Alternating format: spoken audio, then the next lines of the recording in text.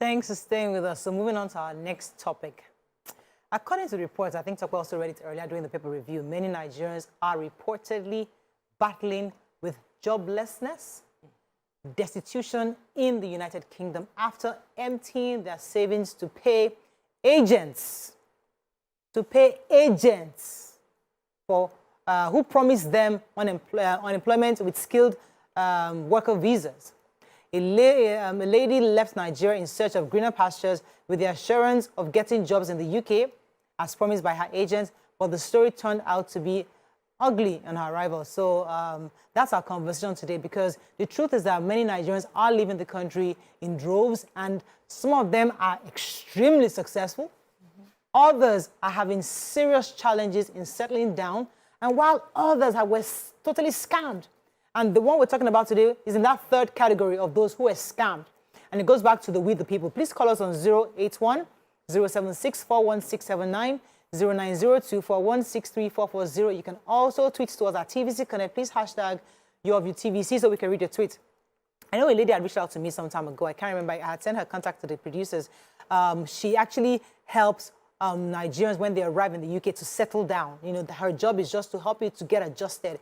And I know that this message, the reports we're reading came from a lady who actually was in charge of a soup kitchen. And she was saying that about 15 out of the 35 to 40 who come had this skilled workers visa, and they were scammed. They came with the visas. Unfortunately, they didn't get a job as promised. And now they're having to come to her for food, and she has to feed them breakfast every single day. And one of the one of those, also one of the people that were in the soup kitchen, also complained that she had to pay over £10,000. Unfortunately, she got to the UK, and everything she was promised didn't happen. And it goes back to we the people, because one thing, yes, scamming ourselves. So Nigerians are trying to leave the economic hardship they are facing, and then they sell everything they have. And you, Nigerian, is scamming your own people as they're going to the UK. Like, why are we like this? So let's establish the job scam.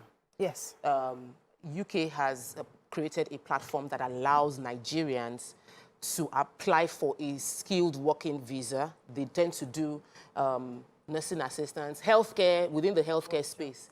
And when they get that visa, it costs money. Not supposed to be a very expensive thing, but in Nigeria right now, it's very expensive. It is with the expectation that when they arrive in the UK, they will do that specific kind of job. That's the only job they are allowed to do. Yeah. They can't do any other work. And there must be hours for them to work. When they get in there, they are hoping that when they do the work, they're able to recover the money it cost them to go there. So now we're discovering that a lot of Nigerians got that visa, got there, and there is no work waiting for them. The particular woman that paid £10,000 specifically could only work for 12 hours in 1 week. That's not enough to even cover any bill. £10,000 to get the visa.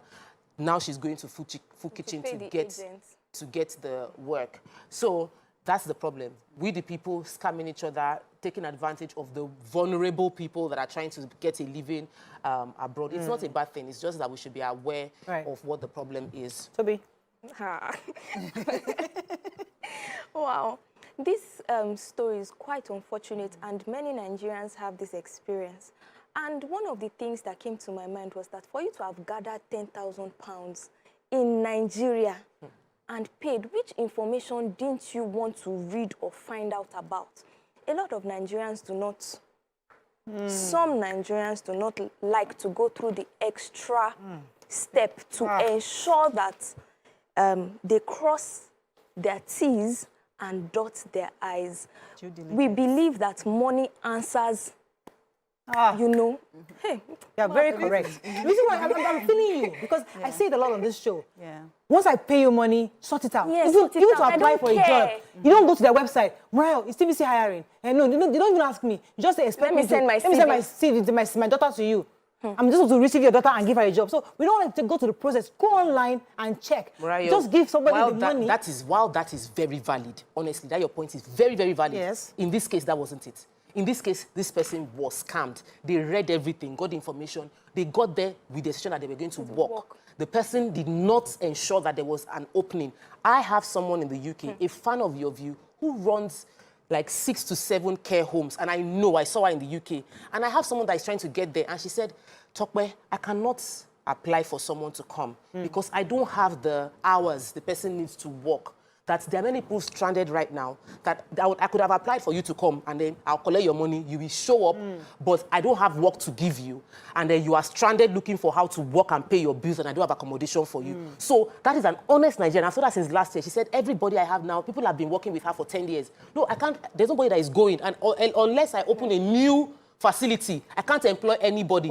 So she's not making it a racket. The issue is Nigerians made it a racket. They scammed someone. It's not about reading.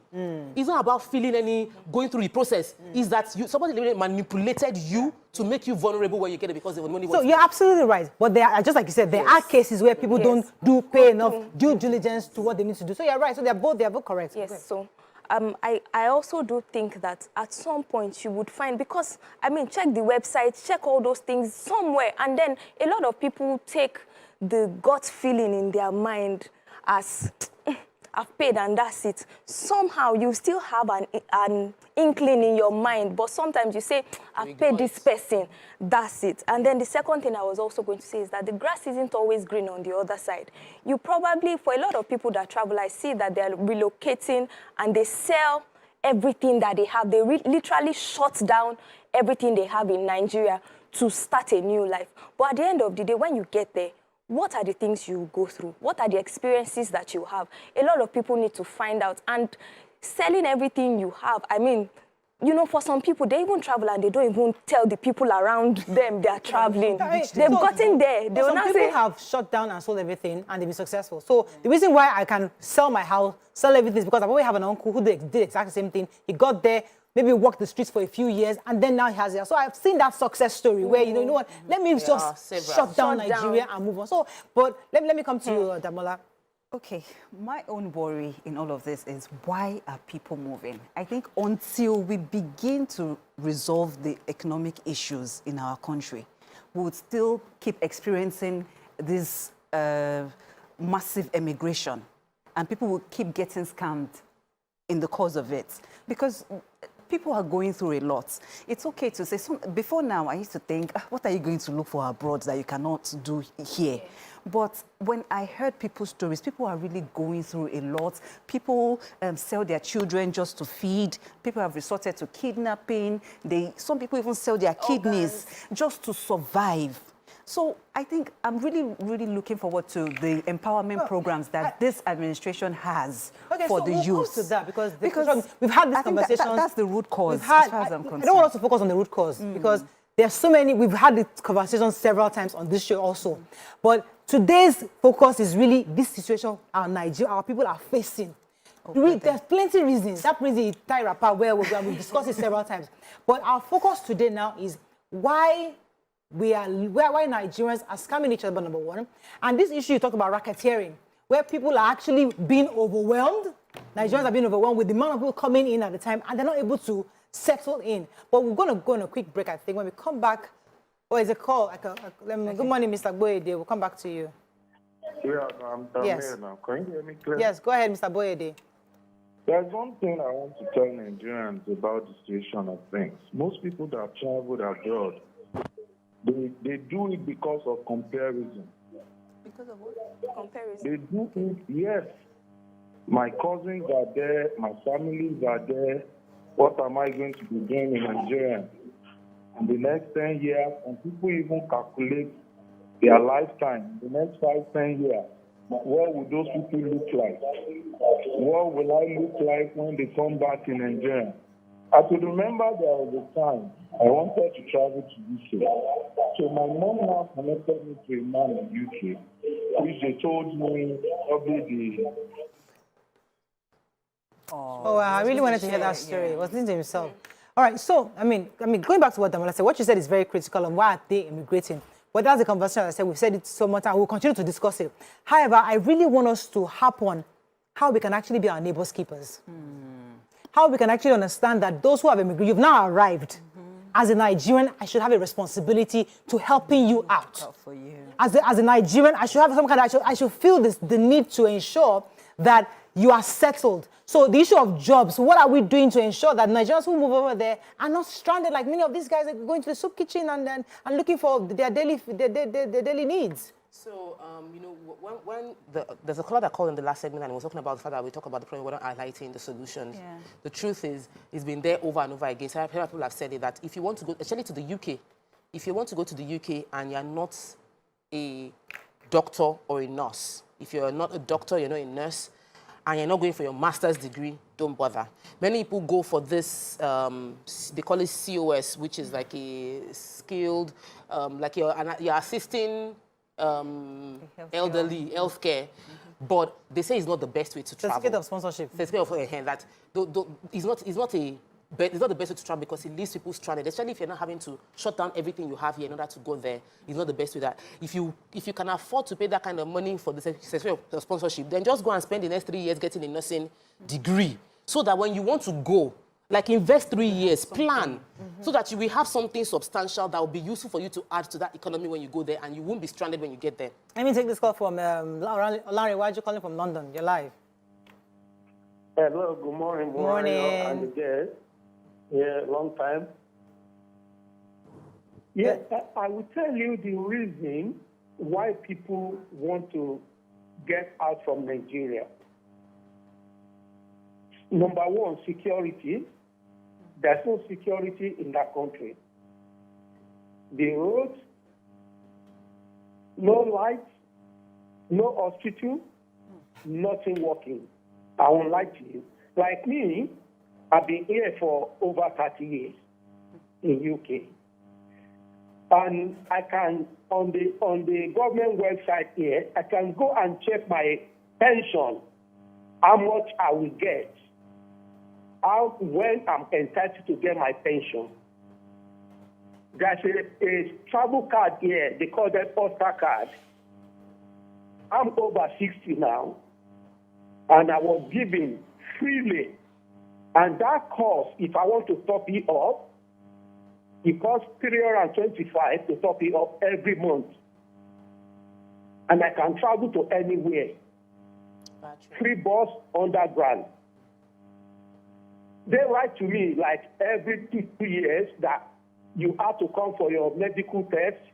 And you know, there's everything here that will make you happy, that will make you relax, that if anything happens to you, you will get your entitlement. But in Nigeria, people working for 40, 50 years, 30 years, hardly before they can get their little pension. Peanuts. That's why people are moving away. The only people that enjoy in Nigeria, the politicians. It's not good. You know, I've heard this narrative so many times. It's like you know, when she went there, I didn't want her to go there because it would distract the conversation. Yeah. It would change the conversation. But in addressing this, if the enjoyment you are enjoying took people sweat, blood, hundreds of years to fight for that what you're enjoying. If all of them had gone to the greener pastures, you wouldn't have what you're enjoying. You know, because the best hands that we have that can fight, that would confront the civil service, that will stay in civil service and they will not bend to corruption, that would be shouting on social media, you Japa. Yes. So who will make it better? You know, I'll come to you in a second. Also, in addition to add to that, I was taking somebody yesterday. Someone was complaining the fact that the government had demolished certain places, you know, that other people have left. And I thought to myself, my village is Dosumu. I wasn't there when government probably demolished Dosumu gazillions of years ago and cleared the place. Now people have come in and they turned into a city that it is today. Some of us were not there when they were clearing Lekki. Lekki was never like that. Absolutely. We are all now buying houses. I live in Lekki. That place, some of them had to claim land. Some families have grandchildren who are today, they are disgruntled because you took land from their fathers, maybe you didn't compensate them properly. But many of us have bought land. We're not part of that process that developed land like you. We're not buying land. Somebody had to sacrifice everything for you to have land in Lekki today. So somebody must build something. And that's why I don't want to go to why they are leaving, because we can break it into different parts of this conversation. Right. So there's always a time to, no doubt.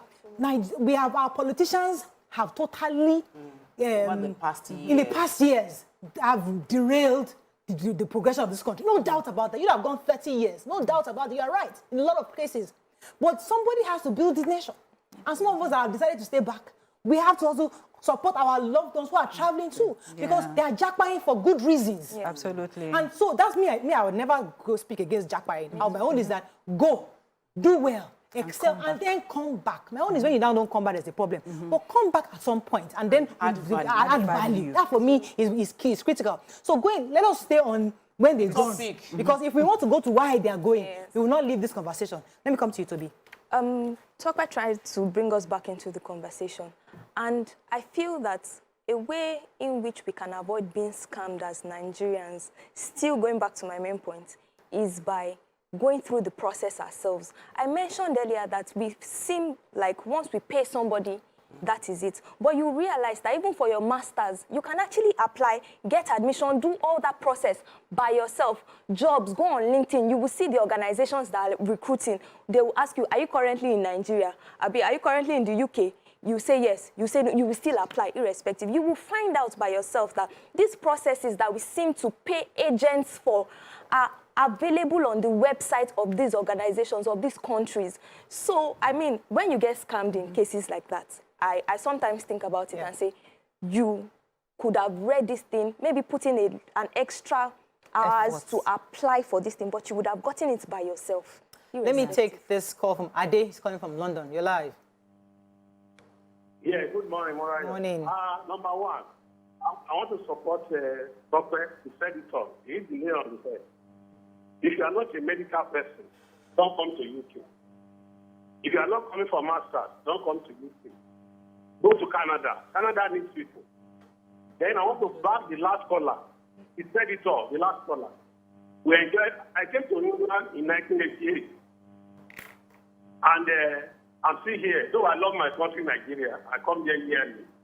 But security, how much I spend on security is a lot of money. But here now, if I go anywhere, it's free. Like that man said, I got card.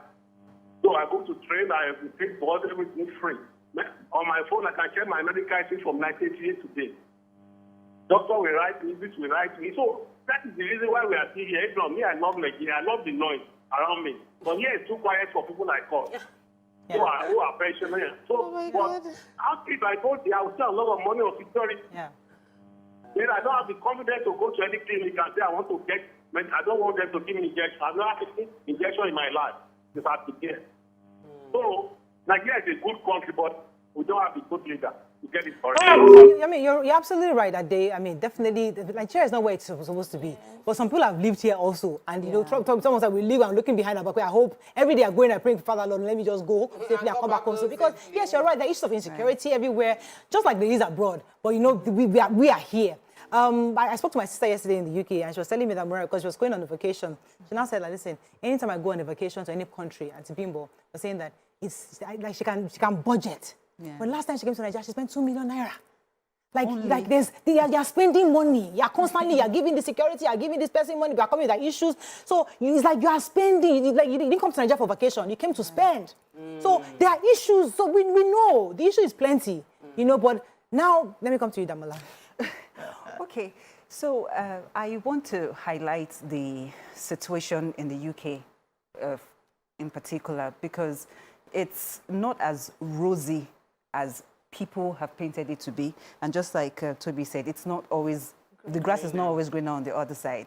I remember when I was doing my master's, I did not even see my neighbor for like 3-4 months. It was me, all man for himself. And that is the lifestyle of the average Nigerian living in the UK. They just want to wake up, go to their hustle place or office, and then come back. So if you are emigrating, ensure that you have a backup plan. Ensure that you have a support system that can take you in case plan A fails. At least plan B can actually help you stay afloat. And also, plan C is also necessary. I do not subscribe to you selling everything that you have here. What if it does not work over there? What do you then fall back to? So people who are immigrating need to also think it through properly. Do your research, check before you go. And I like that point you make. Let me come to Muyiwa from Copenhagen. Thanks for calling. They're calling from here today. Obodo. Good morning. Hello. You're live. Good morning. Yes. Yeah, my own opinion about the discussion this morning is about, I really have to agree with what someone said. The people that fought for these lawsuits in Nigeria and joined in Egypt, they are nowhere today. Because I'm living in Copenhagen for over 20 years now. The people that fought for the enjoyment of the Copenhagen today, they are nowhere today. I think it's a process. Of Nigeria. I can't hear you. It's really The bad. point I said about people that fought for what he's enjoying in Copenhagen today are not there. So for some people had to stay and fight because it wasn't convenient. There are some other European countries where what we're thinking Nigeria is bad. They also had it worse, and they could have gone to the UK or gone somewhere else, but they stayed to fight for their country. But that's even. Let me talk about the important solution. I don't want us to go. Let me talk about solution. I think Damola gave us one solution. Those Plan of you B, that are plan B, going, and plan you C. need to have plan B, which I think is really critical. Because some of us, you don't know anybody in the UK. You just go. You just apply and you go. You get stuck and you don't know where to go. Some people have family. Not even, in fact, you're right. Some people you even know. They They don't will not even pick want your to They call. might send not you. In fact, let me give you one story. I shared this story. My husband too had that phase in his life where Japa was in it. So he and his brother planned quickly, you go. Because we were trying to blow, right? So they thought that once you enter UK like this, just go to Sony Studios, let them hear our music and we just blow. So all the people that promised, don't worry, I'll pick your airport. We'll go to Sony Studios. They will not pick your So call. they were calling. They don't pick up. The guy said, he was there, he didn't know anybody in the UK. He now had to call like family member, somebody that, he had to call home, they had to find somebody that knows somebody, and then get him to sleep in somebody's house, at least until a few days before he came back to Nigeria. Like, what? So you can get stranded like that when you go to a country that you don't know anybody. Even if your plan B is that you know someone, It should be somebody that's close to you. She said, have a plan C, because if your plan B does not pick you up, then your plan C can have enough options that would help you all through. But I want to talk about communities. If I'm going to go to any country, I would research. I would find a community, I would find a group of people that help people. So my friend might not help me. My family member might not help me. It might be a stranger who already has gone through my pain. Absolutely. That already has a community for like that. churches too. I tell anybody that is locating, find a redeemed church around you. Find a church because those churches know people that are always coming in that have faced problems. They will be able to help you. Then I went into real estate. If I did not join a community before going into real estate, among men, I have seen premium shege this year, but it would have been shege pro max, shege banza, shege everything together if I didn't have a community. So it is important that before you leave Nigeria, find out that community in UK, community in Ireland, community. It is community. I was in Glasgow, and my husband's friend's wife, Fumi, was calling that this lady needs to stay somewhere. They are evicting her from where she is. We need to find. That's because before she left Nigeria, they are not related. But Fumi is a helpful person. She lives in Glasgow, but she's always helping. She has a community for social workers. This woman wanted to become a social worker. She joined the community before leaving Nigeria. If not, all her family members have abandoned her. You know some Nigerians don't like helping other Nigerians. Yes.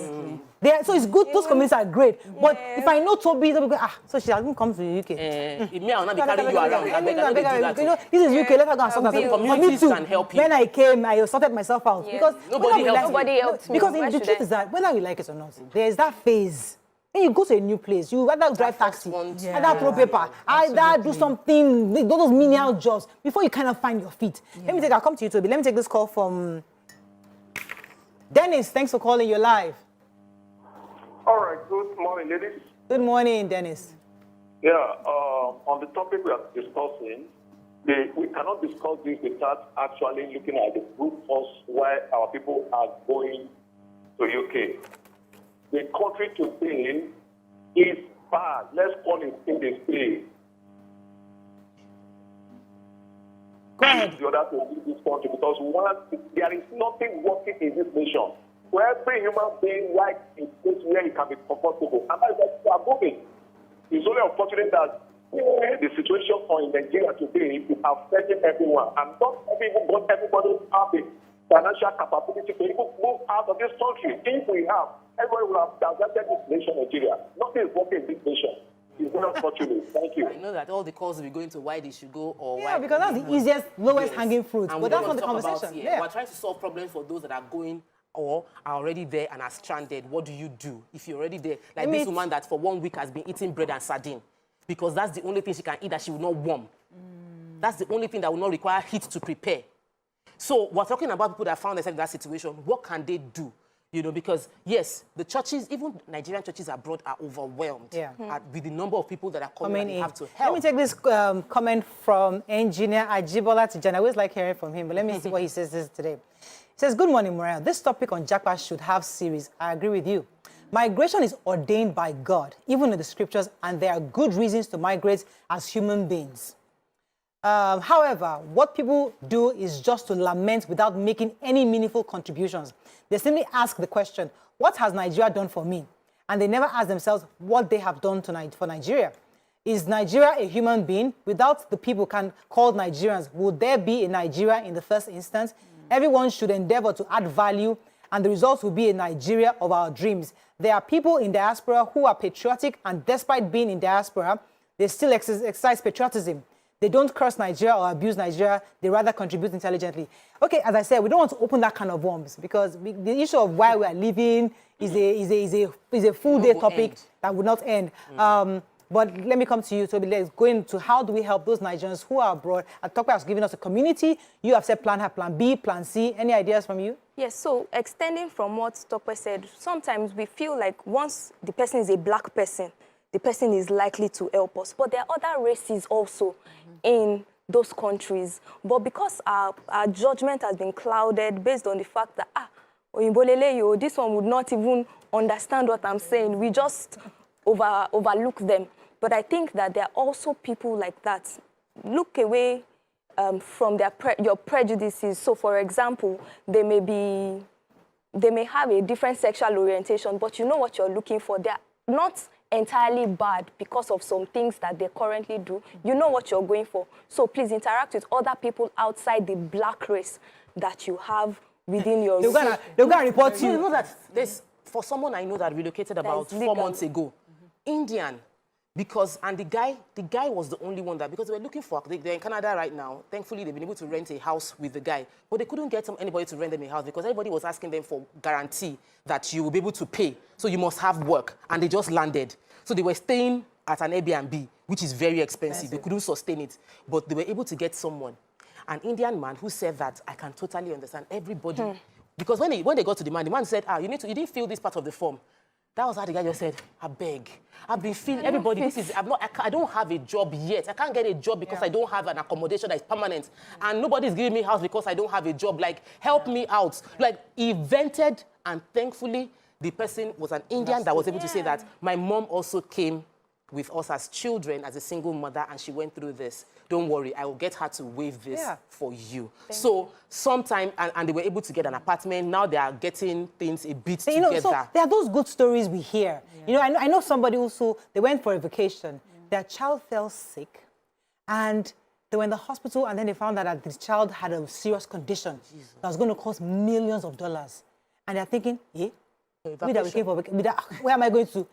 But, you know, they found compassion by, I think somebody now got on international organization that got somebody that they paid the money and now did their papers for them. These are stories that we hope that even though I struggle, we do my saving to US, America, I'll find, you know, when you pray. But that's an exception. When you're backed up with some prayers from Nigeria, you'll be going with confidence. When Daddy Joe is following you with some prayers, as you enter like this, you might find mercy. At the JFK, airport, somebody will take you and say, nice, you like your hair. Let me find the papers for you. Before you know, these things happen. But we cannot plan with that. So you can't plan with that. I agree with you. You can't plan with that. But these things happen. That's why people feel confident. But you know what? Don't worry. Let me just get there first. I will sort myself out. Let me somehow, you know, Holy Ghost fire will help me. Anyway, we have to wrap up. We've run out of time. But I think the real crux of this conversation is that there are reasons why Nigerians leave. As I said, we've discussed it several times, but we can't stop discussing it. I will continue to discuss it because it's a reminder to why we must fix Nigeria and also support government and help government to fix Nigeria and ensure that we get the right people to fix Nigeria. That's one hand. Then the hand of those who are emigrating legally but need support. Those ones, Nigerians abroad, find communities to help you. Those who are also going illegally, somehow God will help you. And there are those who are victims of racketeering, who Nigerians are the ones actually inflicting this pain on themselves. These are the ones this show was about today. You must support Nigerians. The fact that they are alive in the country, they need help and support. And please, if you're a Nigerian in a community, please reach out to Nigerians who are there stranded and help them to settle in. That's all we can take on today's show. We'll see you on Monday. Bye for now. Tomorrow. Oh, we'll see you tomorrow on Your View Saturday. Please, I'm sorry. Saturday, Your View, 9 a.m. See you. Have a great weekend.